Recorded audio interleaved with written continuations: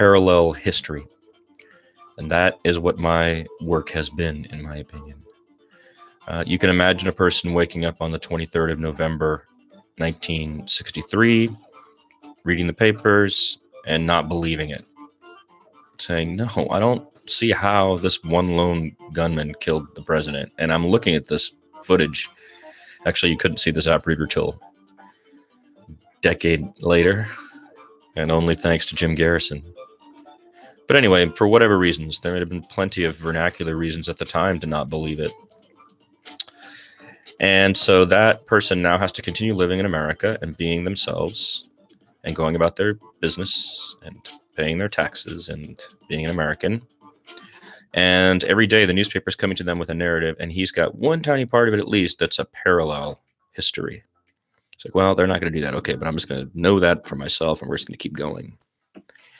Now, if you do the same thing after the assassination of his brother, of Martin Luther King, after the OKC bombing, after the events of the election of 2000, or the death of Paul Wellstone, or the events of 9/11, if any person, and I'm not saying I'm one on all or any of those, I'm just saying the notion of a parallel history is when you feel that there's a cover-up or there's a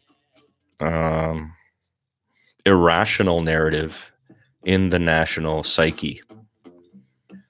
We've had them change because this nation is just incredible. It's been inventing itself since the 50s. You know, there was no mention of God. In God We Trust arrives in that 50s era. There was no singing of the anthem and doing the pledge. All that's recent stuff added to pump up jingo, you know.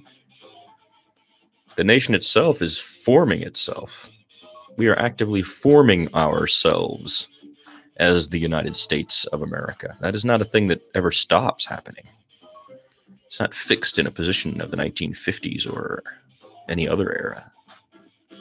But as Americans, we have to live here, and we can agree to disagree about whatever, John F. Kennedy's assassination or the 9/11 events or the election of 2000 or whatever. And we have to continue functioning. But we maintain, when we do this, a parallel history. And some people, like myself, who are trained as journalists and who are trained to collect data the right way, have collected a ton of data about many things in the United States' culture that the national narrative is disbanding or has left behind or has just altered.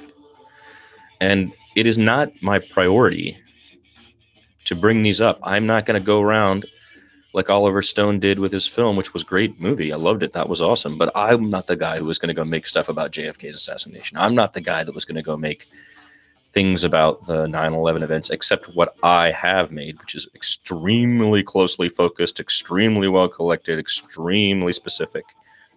And I only expressed it twice on the 5-year anniversary. You know, we put out this video, which I'm going to be putting up soon. And I don't bother because I'm not going to change the tide. I single-handedly am not. When I worked at the network, I created a venue for those who wanted to, for a short amount of time, talk about many topics. Because I believe that's what we should be doing. We need to stretch out using the internet and retake what the TV people have created in the cable era, and this is how the news is supposed to look and all that stuff and sound. And we need to revisit that, reinvent it, not revisit it, reinvent it. And so a middle perch, which is where I'm sitting on the internet, is about that